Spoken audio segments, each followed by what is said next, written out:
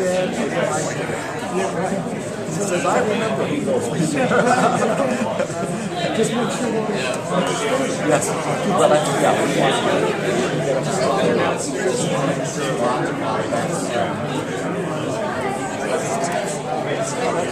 So that just shows now we can do it. We just have to.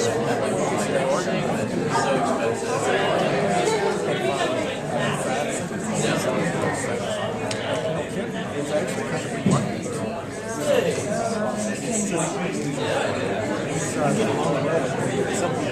Well, I heard it's his way. but he hasn't.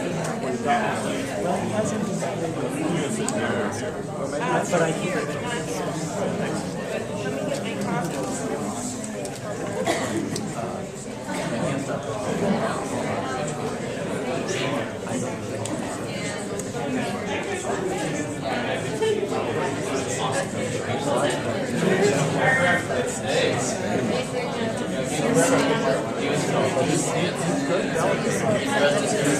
Okay, objective one, objective two, you're in charge of the home section,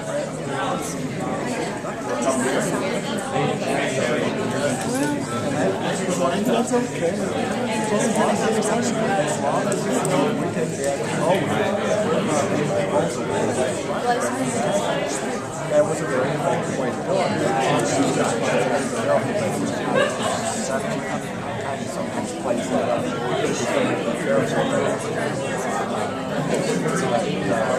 So far, it's working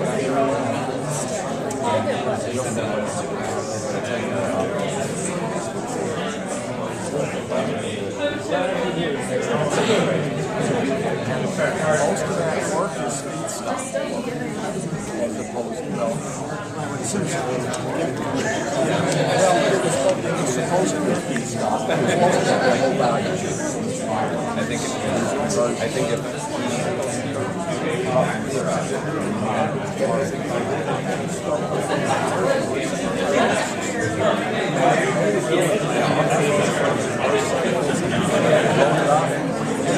Like, so you guys are like biochemicals at work, and this is the only way to do it. This is a concept. Biochemicals.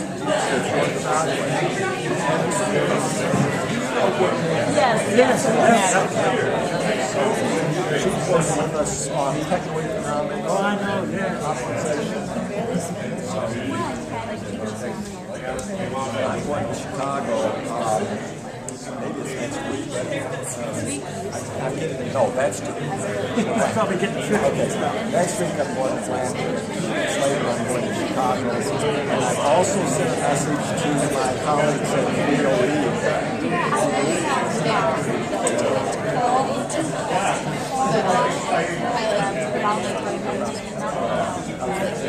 Okay, well, so Paul's my friend, and he spotted me within minutes. So I'm proposing to go, I'm not be there for another season, May 16th. I propose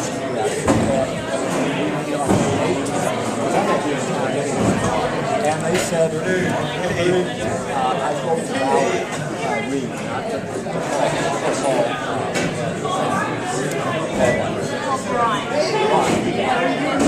He's got a schedule. So he wasn't going to be following. So we will. They said they want to see what we're doing. So I'm praise the price of what's going on. See what the possibility Yes, I've read it and everything has been set up. So I think probably I can talk with them quickly to see the networking session. Introduce yourself. Yes. Yeah, it's working. Yeah, I typed in my email, I mentioned your name, and then here's your email. And for the last ones, maybe we can talk about another time. Well, we got a meeting for Monday, right? Yes, we can talk about that.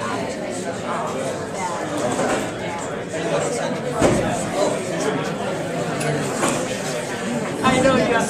Yeah. Well, I've got those colleagues that are writing, I guess you're too busy to answer emails. Time management session. Oh, good. You find it I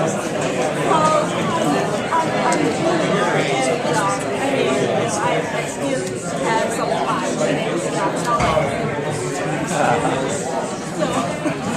But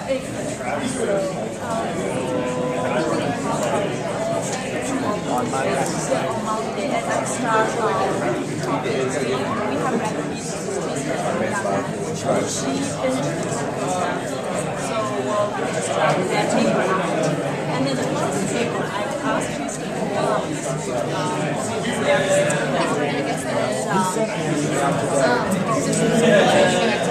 you were working on a mission statement, or you said there was a version of a mission statement. oh, the multi-year strategic plans. Yeah, I asked him, I don't know about that document.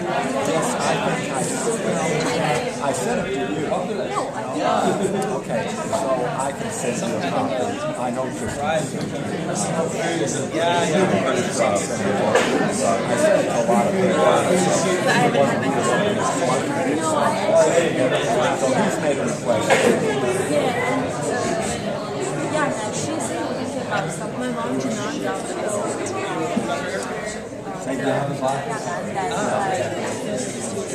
so I'm talking to her about yeah, she's interested because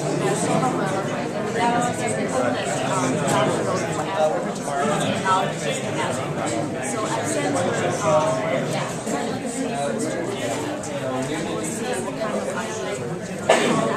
Hello everyone, welcome.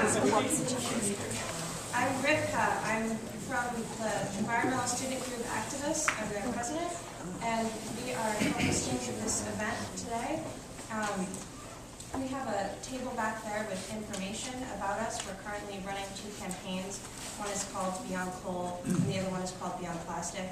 We're collecting petitions for Beyond Coal, the goal of which is to phase out the burning of coal on campus in favor of cleaner fuels, such as natural gas or biofuels. So, yeah, if you're interested in those, just stop by our booth afterwards. And Linda, can you take it? Sure. Can take it from here. Great, thank you. And thank you for sponsoring the event tonight. I'm Lucinda Holman. I'm the Midwest Outreach Coordinator with the Union of Concerned Scientists, or UCS. And before I introduce our guest speaker tonight, who's Dr. Jeremy Martin, I wanted to tell you all a little bit about the Union of Concerned Scientists, who we are, what we do, and how you can get involved if you're interested.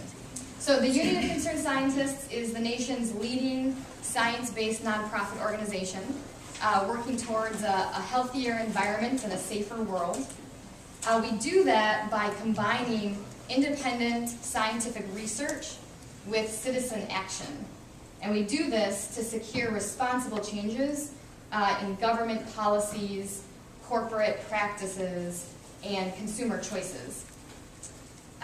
We got our start back in 1969 when a group of scientists and students on the campus of the Massachusetts Institute of Technology, when they sort of realized the need for this partnership of science and activism. Since then, we have grown as an organization, we have broadened our focus, and today we work on the following issues: climate change, energy, transportation, global security, scientific integrity, and sustainable agriculture. Also, since that group of scientists and students on MIT campus got involved, that group has widely grown. So our network of scientists and concerned citizens is now more than 300,000 nationwide. And part of what we do is work with that network to make positive social change. So I wanted to let you know about 3 different ways that you can get involved with that network if you are interested. One is our Science Network. Our Science Network is an online email network designed for scientists. So anyone with or working towards an advanced degree, economists, scientists, public health professionals, engineers, This is a network where you're kept up to date on the latest reports and research from the Union of Concerned Scientists, opportunities to get involved, action alerts, and then also invitations to online and in-person meetings.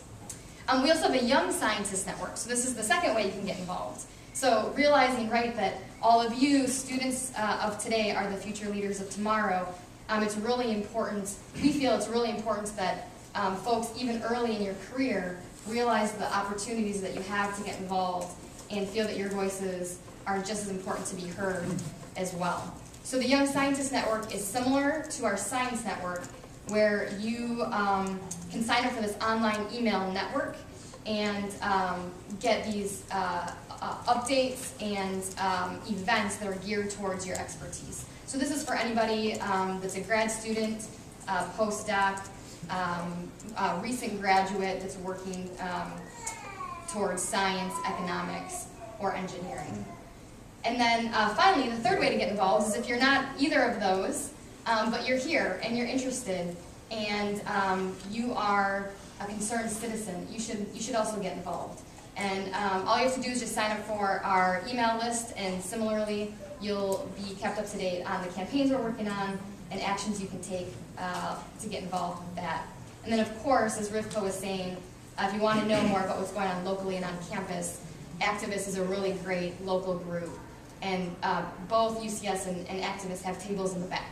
So if you are interested in more information or getting involved, you can sign up with us. So with that, on with the show. I want to introduce our guest speaker, who again is Dr. Jeremy Martin, here to talk about advanced biofuels and clean cars, how to cut our nation's oil dependence in half. As a senior scientist in the Union of Concerned Scientists Clean Vehicles program, Dr. Jeremy Martin evaluates the impact of biofuels and fuel policy. His most recent report for UCS, called the Billion Gallon Challenge, assesses the current state of our biofuels policy landscape and lays out a plan to get biofuels back on track. Dr. Martin is the author of more than 15 technical publications and 13 patents on topics ranging from biofuels life cycle accounting to semiconductor manufacturing. And his most recent peer-reviewed publication was cited in both the Environmental Protection Agency and the California Air Resources Board Biofuels Regulatory Analyses. Dr. Martin has a PhD in chemistry and a minor in chemical engineering from the California Institute of Technology. With that, I'm going to turn it over to Dr. Martin.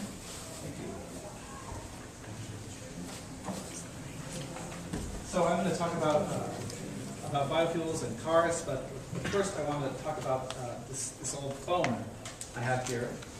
This is the phone that was in my wife's house when she was growing up. So she, talked on it for endless hours with her girlfriends in middle school. So obviously it's a durable phone. These phones like these were around a long time. This is kind of the end of its era. This is a phone that was leased rather than purchased from the Bell Telephone Company before the monopoly was broken up. And as I said, phones like that have been around a long time. This is an earlier version of the same phone from 1937, and you see it looks quite similar, even going back as far as 1919, when Alexander Graham Bell was still alive. You had these same, the key features of the phone network, and the phone, you had a dial, so you could dial without an operator, a long-distance network, so you could call people all over the country. And this basic system worked for a lot of people for more than 50 years. I'm an experienced engineer, and I know the wisdom of the adage, if it ain't broke, don't fix it, right? So, so as I said, this kind of phone, these phones just worked for a long time, and they certainly worked for the shareholders of the Bell Telephone Company. So this is the phone that I use today. Obviously, this is a really different kind of device from the phone my wife grew up with. With a phone like this, I can check my email, I can read the newspaper. I don't know why the screen is apparently I can't control I should be able to control the presentation. Excuse me. Here we go. As I said, I can do all these things. Okay, back on track. So with this phone, I can check my email, read the newspaper, get directions. I can get the answer to any silly question that pops into my head. And most of the time, I can use it to control the presentation, unless I get some kind of reminder that confuses my computer. And sometimes I even use it to make phone calls. So in the 30 plus years since the Bell telephone monopoly was broken up in 1974, pretty much everything about our telecommunications systems, our phones, has changed, and it's really significantly changed the way actually that we interact with one another and with information itself. So in the last 40 years, our phones have been completely transformed. What about our cars? So this is a car that was kind of a cool car when I was a little kid. Anybody know what kind of car this is? Charger, very good. Anybody know what year? Yeah, 73. Excellent. This is a 1973 Dodge Charger. And Dodge cars go back a long way further than this. This is a Dodge Brothers, a 1915 Dodge Brothers Model 30, which was made when the Dodge Brothers still ran the company. This is a car you can buy today. This is a 2011 Dodge Charger. Now, obviously, in the last 100 years, cars have seen lots of safety improvements, airbags, anti-lock brakes, even seatbelts, and smog controls. They even have a place to keep your phone charged. But in a pretty basic way, these cars are very similar to the way they were 100 years ago. If the Dodge Brothers saw this car, they'd pretty much understand how it works and what to do with it. But I think that Alexander Graham Bell might have a steeper learning curve, kind of understanding where phones had ended up. So for 100 years, we've had this transportation system that's been very durable. The basic approach hasn't changed, and maybe that's because it's just a good system, right? I mean, if it ain't broke, don't fix it, right? And so for about 100 years, we've had the system built on internal combustion engines and powered by oil, and maybe that's all right. The question is this working for you? Is the system working for you? For more than 100 years, the oil-powered transportation system has worked for lots of people. It's built the wealth of some of the richest people in American history. Like this is John D. Rockefeller, who took the Standard Oil Company and built the first true multinational corporation, and along the way became, by some measures, the richest man in the history of the world. In Texas, the Spindletop oil field, about a little more than 100 years ago, poured oil wealth into political campaigns from Lyndon Johnson to George Bush, and of course Dick Cheney, who was actually the CEO of an oil services company before he became the vice president. And then today, the Koch brothers, whose oil wealth is pouring into political causes and fueling a lot of today's political tumult.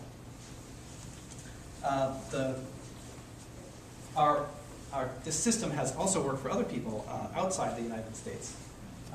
Like this guy, I worked for him for almost 25 years, and it's still working for this guy. But is it working for you? So I can't speak for you, but from where I'm standing, there are some problems with our oil-powered transportation system.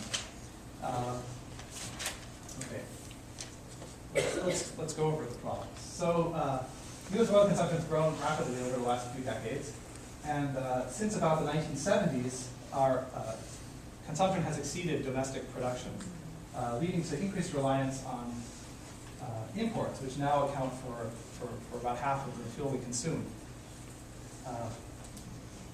By the 1970s, the political and economic consequences of this dependence on oil were starting to become clear as the Arab oil embargo caused lines at gas stations and economic and political havoc. And of course, there's the more personal pain that we all feel when we have to buy gas and the prices are really high. This gas prices nationally got to about $4 a gallon in 2008, and I was going to say that they dropped considerably, but they're probably headed back up to kind of similar territory now. So oil prices have changed a lot over the last few years. They're quite volatile, and because we use so much oil, there's a really big impact on our economy. 5 out of the last 6 recessions have coincided with major oil price shocks. Now, economists will debate the causal relationship here, and certainly there's other factors than the price of oil that go into our economy, but what's clear is that when oil prices go up, everybody has less money to spend, and so that affects our economy and costs us jobs. According to the Federal Reserve, a $10 increase in the cost of a barrel of oil, that's about 25 cents a gallon at the pump, increases unemployment by about 0.1%. So in the last few months, we've seen about a $30 increase in the price of a barrel of oil, and so that accounts for something like 450,000 jobs. And to put that in perspective, that's all of the workers in Des Moines, Ames, and Iowa City combined. So since oil has such a big impact on our economy, it's important to know what it's going to cost for planning purposes. And so the Department of Energy does a forecast of where they think oil prices will be in the future, which they use for all the other kinds of economic forecasting. But of course, they recognize that it's very hard to predict what's going to happen, and so they do 3 forecasts. They do the central forecast, a low oil price forecast, a high oil price forecast, and of course, nobody really knows what's going to happen. But now maybe we'll get lucky, and we'll get these low oil prices in the future. But with so much of our economy riding on it, I'm not sure that that's a good bet. Anybody know where oil prices are today? Any guesses? What? Yeah, about $110. So I guess the low oil price forecast looks a little optimistic. So beyond our pocketbooks, our oil dependence exacts a price which is a little harder to measure, but of no less consequence. This is the Exxon Valdez, which ran aground in Alaska in 1989. The cleanup was expensive and ultimately inadequate to avoid serious damage to precious wild places and wildlife.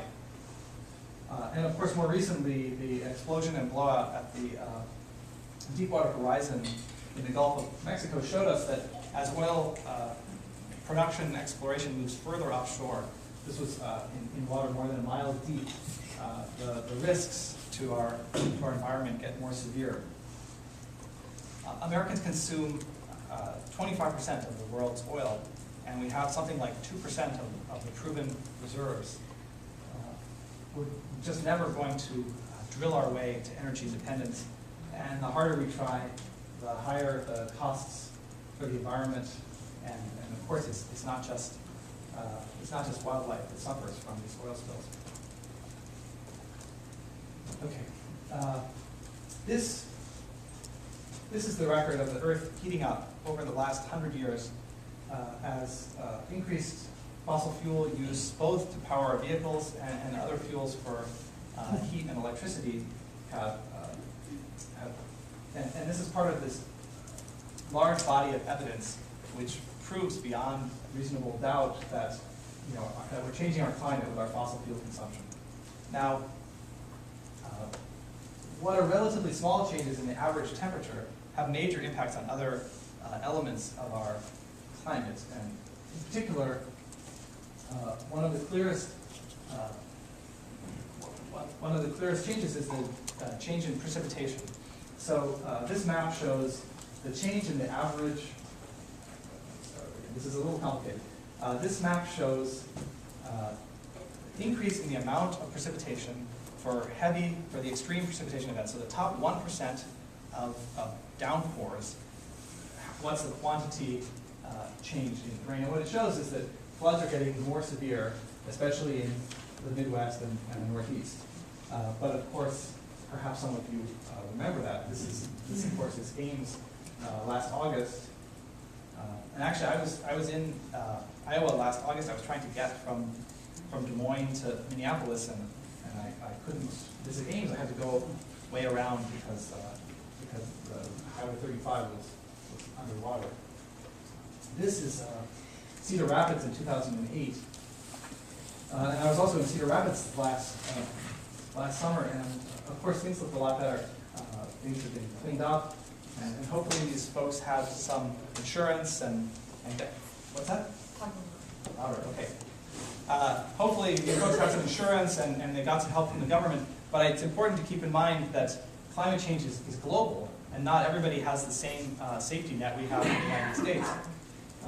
This is Pakistan. Last year, 20% of the land area in Pakistan was underwater, affecting 20 million people and 10 million children, and 20% of the country's cropland. Now, of course, when we see pictures like this, I think we all feel sympathy and urge to help, especially children. But it's worth keeping in mind, this is Pakistan, it's next door to Afghanistan, where we're still fighting. And so in an important way, the future of these children is key to our own security. And of course, the other side of these floods, of extreme weather events, is droughts. And the last few years have seen a series of severe droughts. In Australia, multi-year droughts. In Russia, droughts and fires. And most recently, China, which is having a 50-year drought. And all of these droughts have big impacts on grain production, global grain prices, and have been one of the sources of tension leading to unrest in Mexico in 2007, and in the Middle East just this year. So, of course, the military understands that if people's houses are underwater, if people can't get enough heat, they don't really care about the latest poll about climate change. And that's why this year, or last year, in the Pentagon's Quadrennial Defense Review, they said that while climate change alone does not cause conflict, it acts as an accelerant of instability or conflict. Now, these documents developed by committee always have a lot of these caveats in them, and so we can look to our retired military to speak a little more freely. Like this is retired Vice Admiral Dennis B. McGinn, and he says that the effect of climate change will act as a threat multiplier in the most volatile regions of the world. Or another 33 retired generals and admirals in every branch of the armed services signed a letter saying that climate change is making the world a more dangerous place, and America's $1 billion a day dependence on oil makes us vulnerable to unstable and unfriendly regimes. So, I don't know about you, but from where I'm standing, our dependence on oil threatens our economy, our environment, and our security. It's time to break our dependence on oil. It's possible that I'm not the first person that you've heard make this observation. Just last week, the president was at a school, at a university a few miles from my office, and he was talking to the students there about how we needed to break our oil dependence to win the future for students like you. How many of you watched his speech? Okay, oh, you did, okay. It's good that most of you didn't, because he actually stole most of my best lines. I think he's got people snooping in my computer. I don't know, you never know. Anyway, some of what he said I think is worth repeating, and especially since you didn't hear it the first time, or excuse me for repeating this. So how many presidents, he made this trivia point, so you can't answer. How many presidents have been talking about the need to get off oil, or who was the first president who kind of identified this problem and the importance of it? Anyone know? FDR. Too far back. What? George Bush. No, further than that? Carter. One more? Nixon, yes, Nixon. 8 presidents, starting with Richard Nixon, have been talking about, that the oil dependence is a major problem and that we really need to have a major effort to get off oil. But somehow, after 40 years of this, we still have the same problems, and it actually just gets more and more difficult as time passes. So with all these powerful folks working on this and still no progress, we better figure out why it's not working, right? I'm not the president, so I think there's three key problems which have kept us dependent on oil despite our best intentions. The first one I'll call the flavor of the month. Instead of developing a comprehensive policy that looks at a lot of different technologies and plans over the long term, we kind of chased after the latest silver bullet, hoping that some new technology that's just beyond the horizon will kind of painlessly solve this problem once and for all. In 1973, when the very first mobile phone was being tested, Richard Nixon set a course for energy independence, and he called it a new Apollo project powered by domestic exploration and new technologies like synthetic fuels made from coal. Jimmy Carter put solar panels on the roof of the White House and talked about gasohol, which I think we now mostly call ethanol. One of the Reagans took the panels off the roof and talked about methanol made from coal. George W. Bush liked ethanol and started the flex fuel vehicle program. And then in the 90s, the GM VID00058 kind of sped onto the scene, the battery electric vehicle, and then sped off the scene almost. And meanwhile, Bill Clinton was talking about hybrids and electric vehicles. George W. Bush liked hydrogen fuel cell vehicles in his first term, and in the second term he liked cellulosic ethanol made from switchgrass. And T. Boone Pickens made news as an oil man who favored wind power for electricity and natural gas to power vehicles. And of course, President Obama is a big fan of plug-in hybrids and battery electric vehicles. Now, a lot of these are good ideas, but the problem is you just can't keep changing your mind all the time. Politicians can, the political process kind of drives a need for these quick fixes. But unfortunately, quick fixes won't get the job done.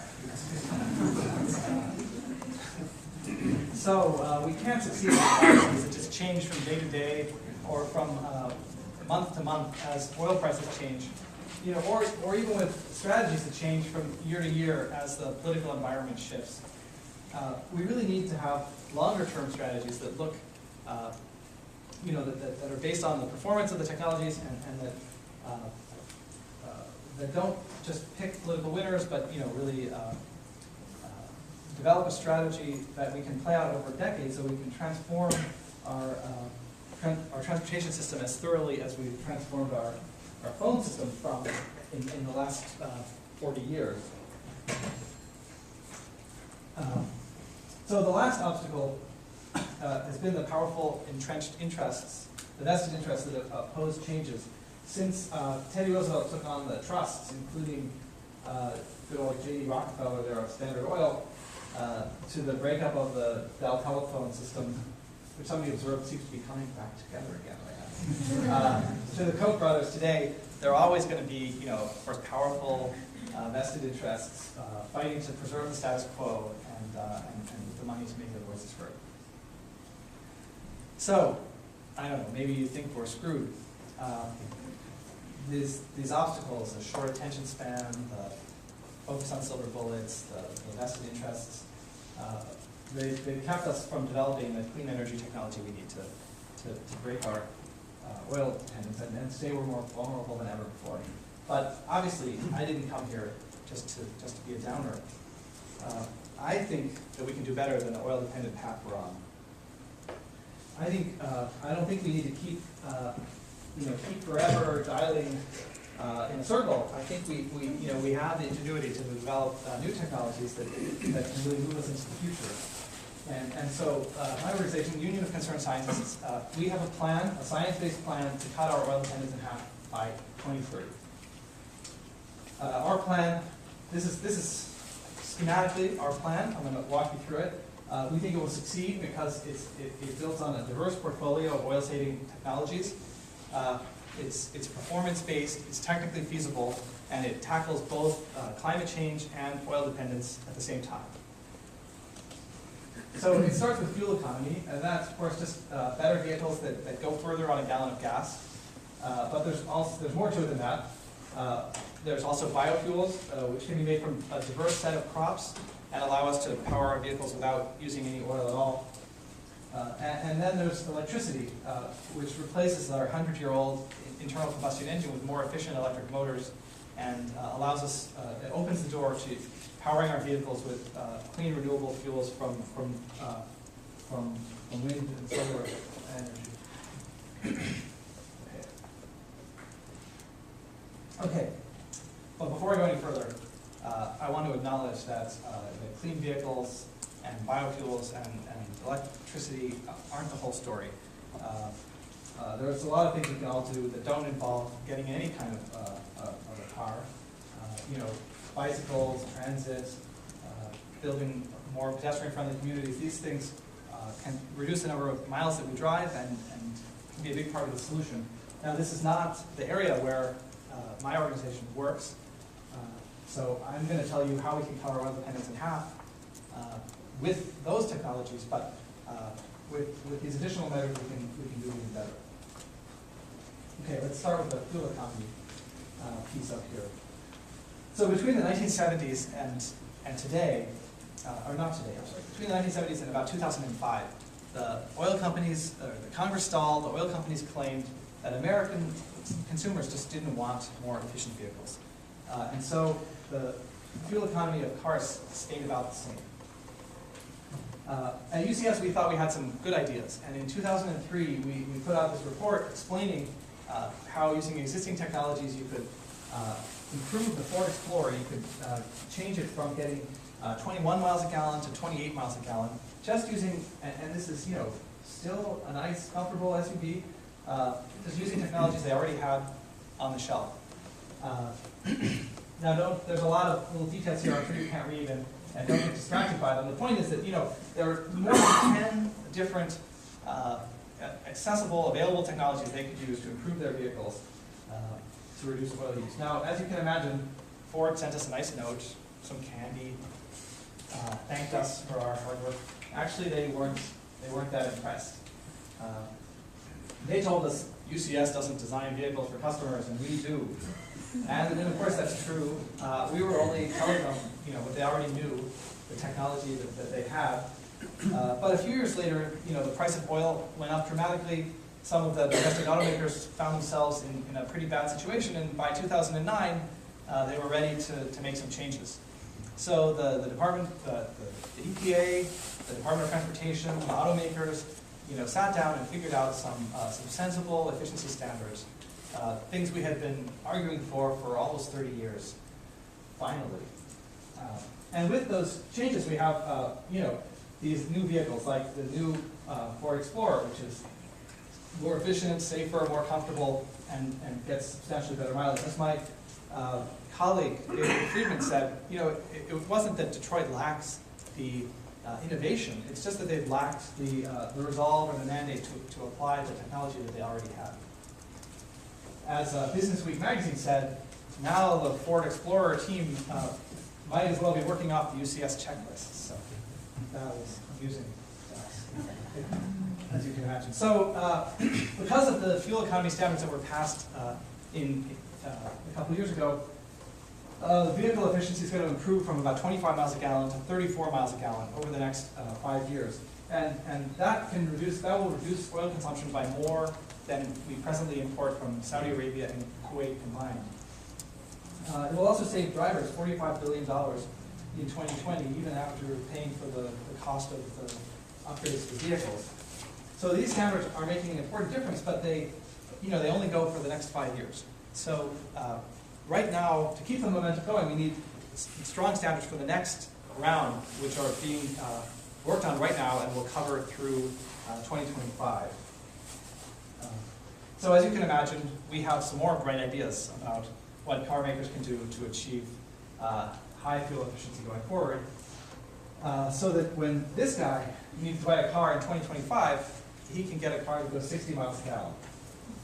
Now, to make sure that our next generation doesn't get stuck with the same problems that we've had, we really need to make sure that the technology advances steadily, that the efficiency advances steadily as technology improves, so that, regardless of what the price of oil is in any given week, we continue to improve our efficiency and reduce our oil dependence over the long term.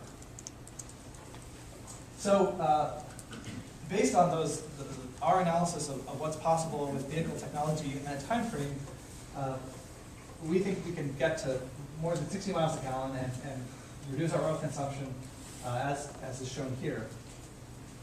Okay, so the next piece is biofuels. Now, of course, people have been making biofuels for a long time. Have been making alcohol out of grain, corn, for thousands of years, for drinking, and more recently for putting in our vehicles.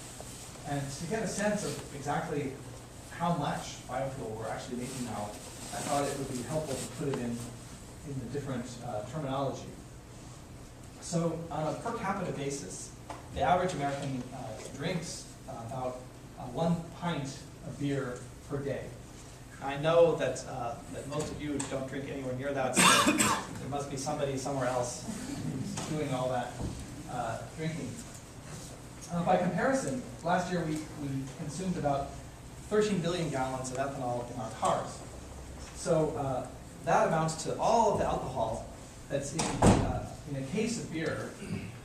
That's per person per day in the United States. And just 4 years ago, it was just half that much. And 4 years before that, it was just a quarter. So obviously, that's a lot of alcohol, and it's a lot of corn. The last few years, corn ethanol production has grown to where it now consumes more than a third of the U.S. corn crop. And this relatively sudden increase in this new source of demand has added to already volatile crop prices, world crop prices that are volatile, as we discussed earlier, in the face of weather changes from climate change and rising demand. So there's only so much more of the corn crop that we can devote to making fuel before we start to have even more serious problems. So we're going to start to need to look at other sources.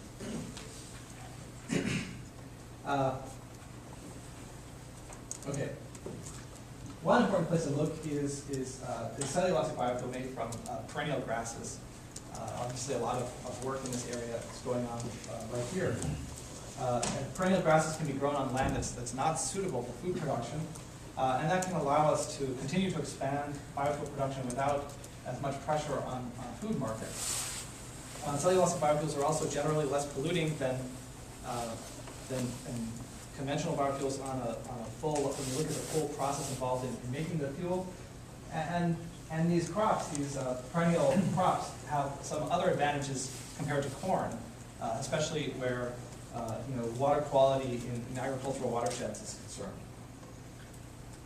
Now, where I come from, in Maryland, outside of DC, we don't grow as many crops as we grow here in Iowa, but we do have some biofuel feedstocks in our area, like garbage from our cities and towns. Even after recycling and composting, we send millions of tons every year of garbage into landfills, and so this is another great opportunity to make low-cost biofuels. So with these new technologies, we can continue to increase the amount of biofuel we produce without the negative side effects of today's biofuels, giving us a route to continue to expand biofuel production while we protect the environment and the climate and the food supply. Okay, the final piece of the puzzle here is electricity. And of course, there's been a lot of excitement recently about plug-in hybrids like this Chevy Bolt and battery electric vehicles like the Nissan Leaf. And this is pretty cool stuff if you like cars, as I do. However, the fact is that these new technologies are going to take some time. This is a pretty small piece of the overall puzzle. And that's because you might get a new phone every 2 years, but cars stick around a long time. The cars generally stay on the road for about 15 years. And so as new models come into the market and new technologies, it takes a long time so they really contribute in a big way to the stock of vehicles. But it's the progress that we make in these next few years is really important in the longer term. This is kind of the high risk, high reward area that offers us the potential for long-term growth. We think that electric vehicles, whether they're fuel cells, battery electrics, plug-in hybrids, whichever, have the potential to be a really transformative technology looking further out and give us the opportunity to nearly eliminate our oil use over the subsequent 20 years, so that by mid-century we can essentially stop using oil in our light-duty vehicle fleet. So that's our plan. It's performance-based. It builds a diverse portfolio of technologies. It's technically feasible, and it simultaneously tackles the challenges of climate change and oil dependence. So I started off with a pretty bleak picture, all the problems with our current system, all the reasons we've failed to get off oil before, but there's some really great benefits that go along with implementing this kind of a plan. First of all, this is about jobs. This is about investing. The lack of foresight in our domestic automobile industry has really hurt this country, and we have the opportunity to turn that around. By investing in these new technologies, the United States can be a leader rather than a follower in the decades to come. And that's going to be what helps to get us off oil, but also creates a lot of new opportunities. Saving oil also means saving money.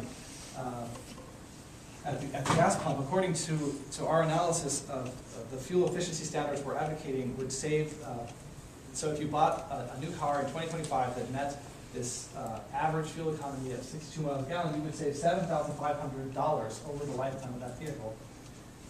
And that's equivalent to reducing the price of oil by more than $1. So that's a really big deal. Cutting our oil dependence is also important to make our country more secure. Energy security is national security, and there's nothing more important that we can do to protect the brave men and women serving in our armed forces than to reduce our oil dependence. And finally, there's just our obligation to protect the environment so that our kids, this is my son, they can enjoy the same beautiful planet that we do. Breaking our oil dependence is just responsible stewardship of the planet, reducing the risk of catastrophic climate change. So, if you agree with me that we can do better than the oil-dependent path we're on, there's a few things we can do together. First of all, as consumers, we all have a voice that the automakers hear loud and clear. Some of you are probably going to be buying a car in the next 5 or 10 years, and let's make sure that you have some good choices. Efficient vehicles that also look good and don't cost you a fortune at the gas pump. And of course, have a place to plug in your phone so you can stay charged. So we hear every day from our members and our supporters that they want to know, which car should I buy? With these hybrids, help me sort out what's the hype and what's the real performance. And so we do studies like the greenest automaker ranking. We have a website that it's called the Hybrid Center that has this hybrid scorecard to help you separate the marketing hype from the real benefits and help you make consumer choices that reflect your values and help you save money. The government at all levels also has an important role to play in ensuring that the cars and trucks that we drive meet important safety and environmental standards. You remember, this is our government, right? Of the people, by the people, and your elected representatives listen to you. Today, UCS works, as Lucinda said, with more than 300,000 members and supporters to make sure that Congress gets the message. So join us, and we can make sure that your elected representatives get on board. So if you agree that we can do better, I'd ask you to take out your phones, and maybe these phones. Anybody ready? Anybody going to join me here? You don't need to sign up in the back of the room. You can sign up right here. If you have an appropriate phone, you can go to ucsusa.org/oil. You can also do it later from home if that's more convenient. And as Lucinda said, you can together we can work to make sure that we have cleaner cars, a healthier environment, and what else do I have to say? Yeah, cut our oil dependence. So that's it.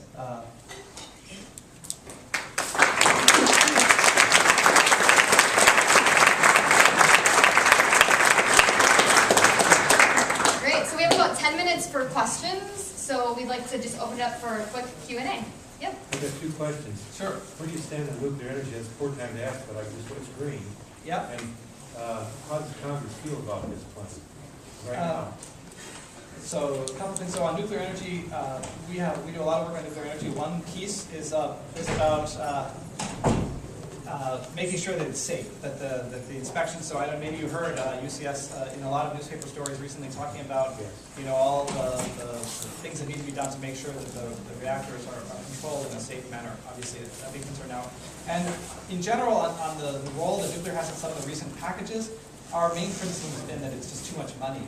That it's a disproportionate share of loan guarantees. So we're not really anti-nuclear, but we're not really in favor of a lot of the proposals that have been put forward because it's just such a huge share of the money for next generation energy technology is just going to one source. And on the Congress, well, I mean, so President Obama's plan looked like this, except that he said he was going to cut oil imports, not use, by 1/3 instead of all oil use by half. So, we think, I think there is a lot of support for making moves in this direction, but it's not quite as strong as it could be. So that's what we can do together is kind of give them a little push, or a big push. Other questions? Yep.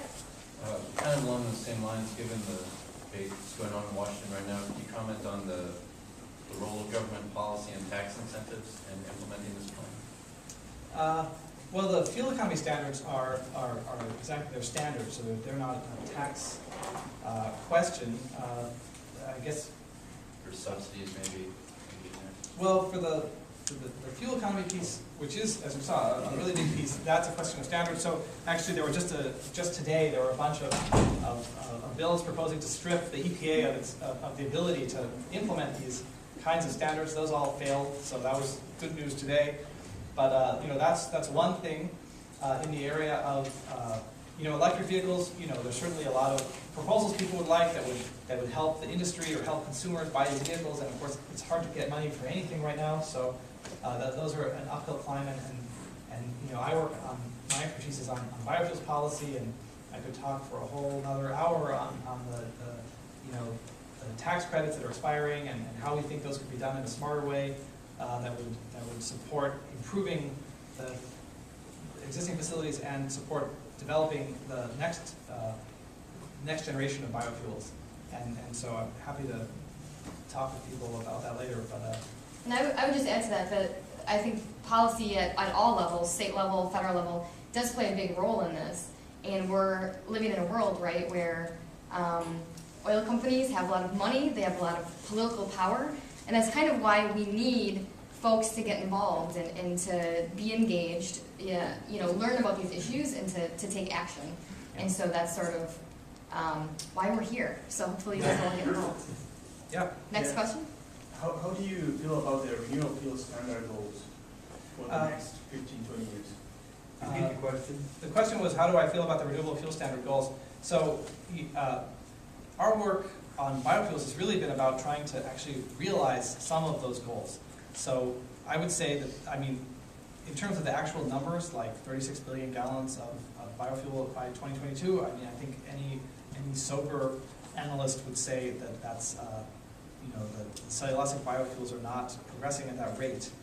But we think that's a really important part, and so we think that's an area where the policy should focus to get those next generation biofuels actually up to commercial scale rapidly. And I guess I would say that I think when that policy was passed, there was also a hope that it could improve or reduce the pollution from the conventional biofuels as well by setting standards there. And the way things played out, it hasn't had that effect. And so actually that's why we proposed reforming the tax credit in such a way that we could try to achieve some of those original goals. But so in general, I think those goals remain relevant, but some adjustments are necessary to try to reach those goals.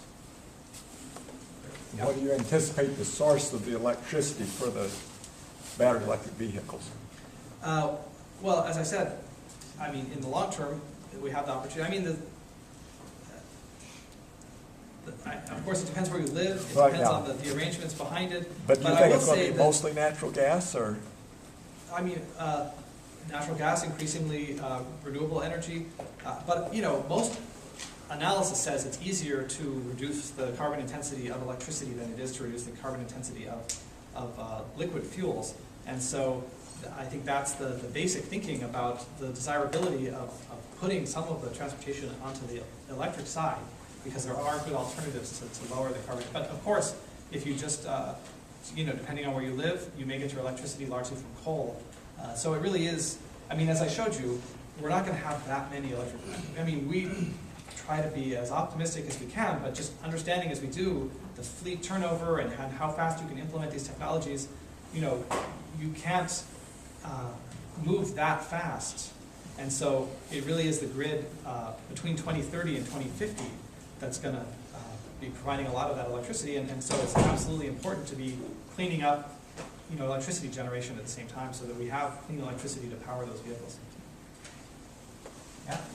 What forms of power would you consider clean, and where does, for example, coal stand on that?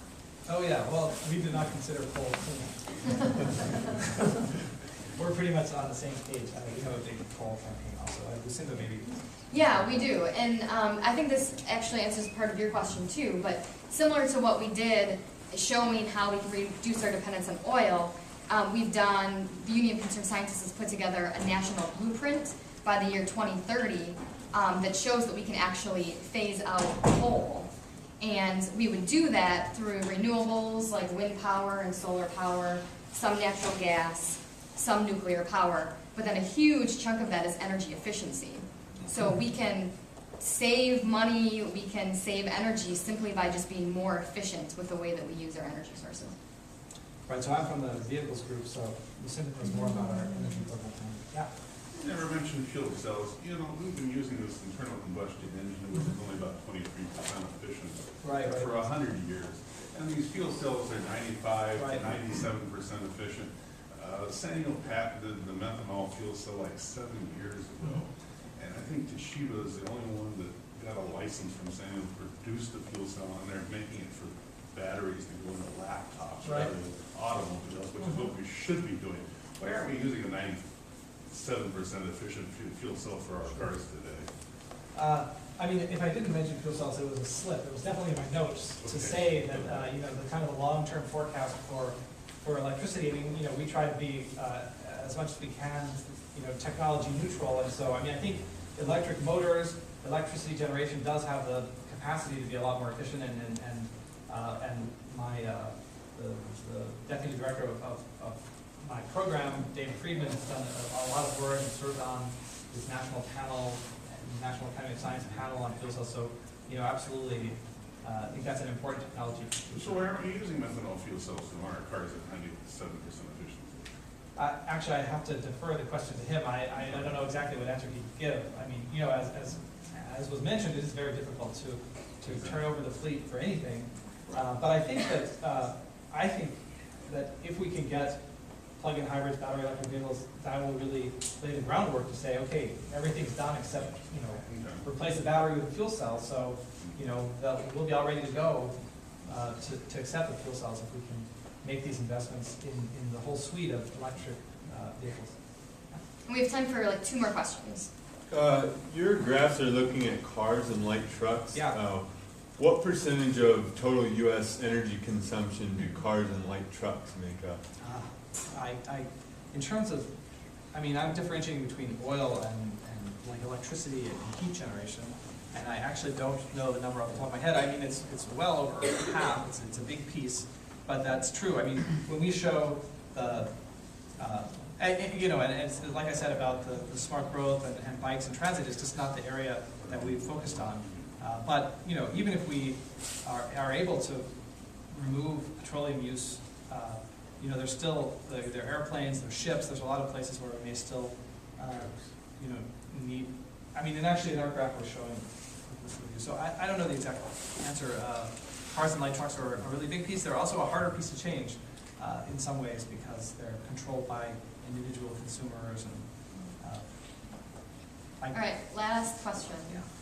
You were speaking of growing energy crops on marginal land, so it doesn't compete with food. But the overwhelming bulk of that marginal land has already got native vegetation on it. So chopping it up to grow energy crops, there'd be an environmental impact. What do you think of that? Absolutely. I mean, there's questions about the, you know, how the trade-offs associated with which land you use for growing crops is a really important area. I think that there are opportunities to produce bioenergy feedstocks that are that actually support better land uses than getting all of our bioenergy from annual crops, from corn in particular. But that's not to say that there's no trade-offs or nothing that needs to be done. I'll say part of my thinking here, and the title of our report is the first billion gallons, is that, you know, getting from essentially no cellulosic biofuel up to a billion gallons will put, you know, 10 or 20 commercial facilities across the country, and I think we'll have a much better sense. I mean, you know, I've seen reports from different agricultural economists saying, where is the land going to come from? What will it compete with? What will be the effect on crop prices? They mostly agree it's not going right where the corn is going. It's going somewhere else. But, you know, probably won't be as rosy as the scenarios painted by some, and it probably won't be as bad as what some people are worried about. But I think when we've got that level of commercial production, we'll be able to, you know, have data and say, you know, what's working, what's not, what needs to be worked on. So to me, getting to that billion-gallon scale is really key to learning which technologies work, but also learning, you know, which biomass production pathways work economically and work environmentally, but it certainly needs to be a big focus to make that going forward. And I think also just the scale. I mean, the scale we had for biofuels didn't grow to 100 billion gallons a year, and that reflects some cautiousness on our part about, you know, where is all that land going to come from, or what's it competing with, and what are the trade-offs. And so, you know, I think, you know, as we get more data, we can make smarter decisions. But for now, you know, we're trying not to overpromise exactly what level of resources we can take from the environment without having really serious negative consequences. Great. So I just want to wrap us up by saying thank you so much for coming. If you still have questions and we weren't able to answer them, I think we'll be around for a couple of minutes, both Jeremy and I. And then also, two other UCS experts are here as well. So from our Food and Environment program, we have an agriculture economist and a senior scientist there in the back of the room, Doug and Jeff. So if you have other questions, we're around to answer those. Yeah, so those guys back there. And then just another reminder, so you know, it takes the science and the research, but it also takes the citizen action. So if you do want to get involved, stop at the UCS table, sign up for one of our networks, the Science Network, the Young Scientist Network, or our email list. And then you can also stop by Rivka's groups and sign up for what's going on campus and some of the local campaigns. So thank you again for coming, and hopefully we'll talk to you all soon.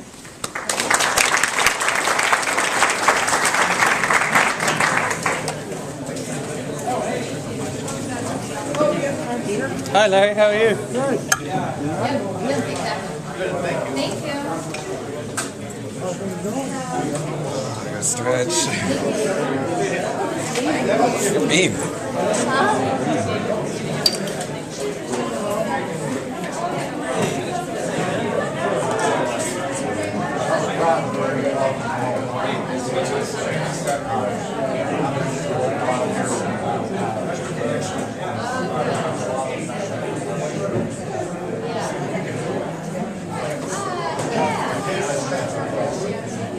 I'll tell you, the position of my organization is that I think that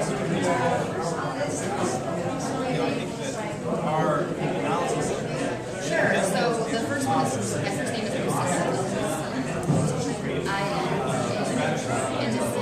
Holman is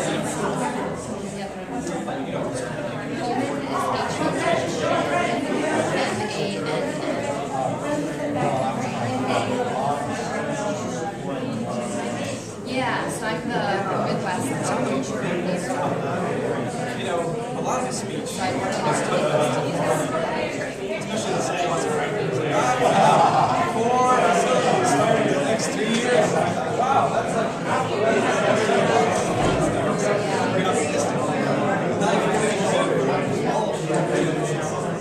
Yeah, so we're clearly way too dependent on, we use the consume 25% of supply So, you know, there's no way we can drill our way through this problem. We're facing a crisis. So, what we can do, we can, you know, I think the good news, right, is that we can reduce our emissions. We can do that in a number of different ways. I think it's all the ways that Dr. Martin did cleaner, more efficient cars, more autonomous, cleaner, more advanced, all of those ways really important.